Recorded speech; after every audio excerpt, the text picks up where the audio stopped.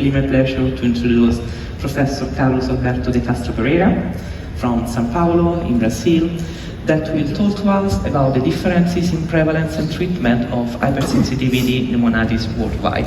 So welcome, Prof. The stage is yours.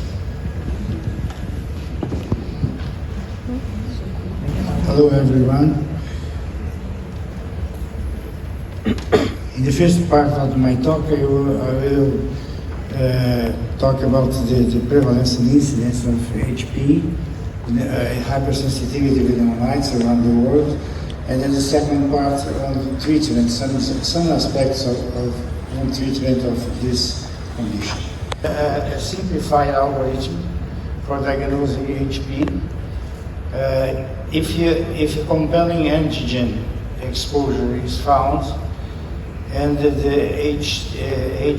HNCT findings are characteristic, the diagnosis is accepted. But in several cases, the antigen is found after a delayed assessment for exposure.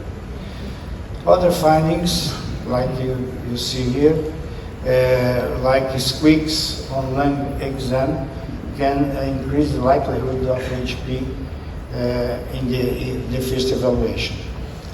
We're waiting for any discussion. And connective tissue disease are the most common cause, found in 27% of cases. And HP were the second most common condition, accounting for 22% of all cases, followed by IPF, 14%. Thank you for listening.